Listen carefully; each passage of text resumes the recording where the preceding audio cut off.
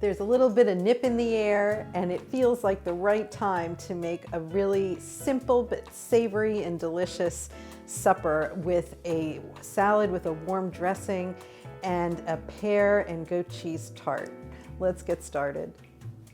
I'm going to start by preparing my butternut squash for roasting.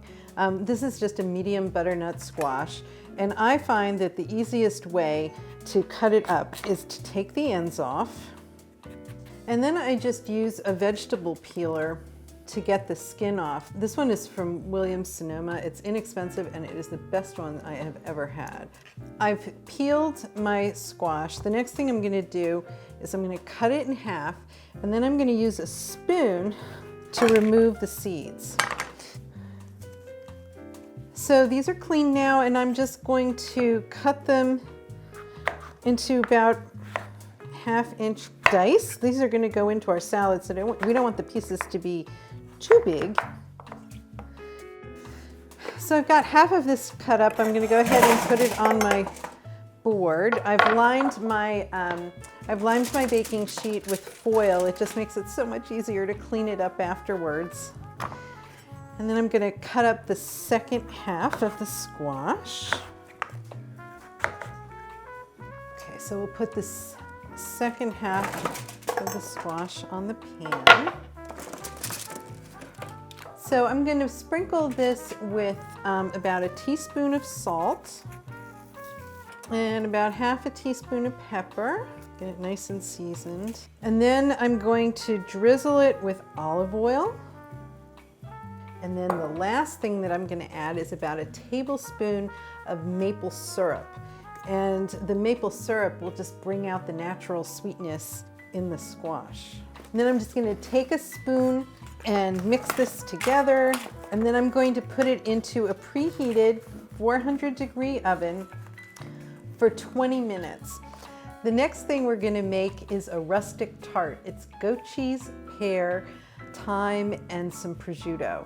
So I have 2 pre-made pie crusts. These are just from the refrigerated section of the grocery store, and I have them on a parchment-lined sheet. So these are going to be the base of our tart. What I'm going to do first is get ready to make the glaze, because that melts. So I've got a small pan here. To my pan, I'm going to add 2 tablespoons of butter and 2 tablespoons of maple syrup. And I'll get those on the stove so that they can start to warm up and melt while I'm building these tarts. So I'm just going to take my goat cheese and I'm going to cut it into rounds, not too thick. I'm going to take my rounds. I'm going to leave a little bit of a border here because I'm going to roll this up and make this a rustic tart. This doesn't have to be perfect. And then the next thing I'm going to do is I've got some ripe pears. I don't have to peel these pears, but I do have to core them. I've got my pear cored. Now I'm going to slice it into thin slices, and I'm going to lay these slices on the goat cheese. The next layer is going to be some prosciutto. And then the last thing I'm going to do is I'm going to take some fresh thyme sprigs and I'm just going to lay them over top. Next, what we're going to do is we're just going to take the edges and we're going to fold them up over the tart just to give a little edge so things don't ooze out and fall out. It makes it look pretty. And then to finish this off, I'm going to sprinkle it with some black pepper. And then I'm going to drizzle some of our melted butter and maple syrup mixture over top. So the first one's done, and I'm just going to do exactly the same thing on the second one. Be back with you in a second.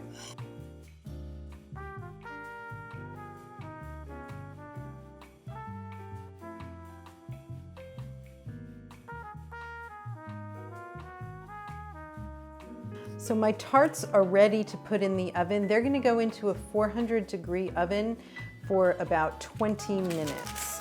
My butternut squash needs about 5 more minutes of roasting, so I'm going to take these dried cranberries, it's about 1/4 cup, and I'm going to add it to my butternut squash for the last 5 minutes of roasting. The next thing I'm going to do is put together a quick appetizer.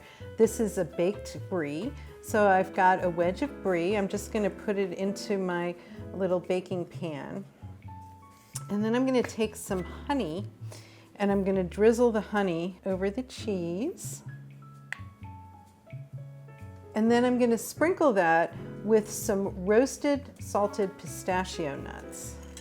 And then the brie is going to go into a 400-degree oven for 4 or 5 minutes is all. We just want to get it to the point where the cheese is starting to ooze a little bit. So the last thing we're going to do is work on the dressing for our salad. Now I'm going to take a shallot and I'm going to mince this shallot up so that I have about 2 tablespoons of shallot. So now I'm going to take 3/4 cup of apple cider and put it into a pan. And then to this I'm going to add 2 tablespoons of apple cider vinegar. And to that, I'm going to add these shallots. And I'm going to put this over a medium heat, and I'm going to let it cook down for about 6 or 7 minutes and get a little bit syrupy. So my brie is ready to come out, and my squash is ready to come out. Now I'm going to finish getting my brie appetizer ready. I've got a green apple, and I'm just going to slice my green apple into thin slices. And then I'm going to arrange my apple slices on my board. Make a nice little presentation. Next I'm going to take my brie, put it on the board. And then I've got some of these Melba toasts. I'm going to take these and arrange them next to the brie. Okay, so my appetizer is ready. Now I'm going to finish up my dressing for my salad. So this has been simmering away, the apple cider vinegar, and shallot. It's reduced. Now I'm going to add a tablespoon of Dijon mustard. And then the last thing that I'm going to do is add a 1/2 cup of olive oil. So that's my dressing. Check on our tarts. So our tarts are almost ready to come out. So now I'm going to build our salad. I've got some fresh arugula, baby arugula here. So I'm going to put that into our bowl. And then I've got about a 1/2 cup of toasted walnut halves. I'm going to add those. Our roasted squash and cranberries. It looks like my tarts are ready to come out of the oven. Let's take a look at those. Oh, they look beautiful. I've got a block of Parmesan cheese, and I'm going to grate this for my salad. And I'm just going to use a box grater. So my salad is ready. I'm just going to plate up the tarts, and we will have our dinner ready to go. This will be perfect with a really nice glass of wine.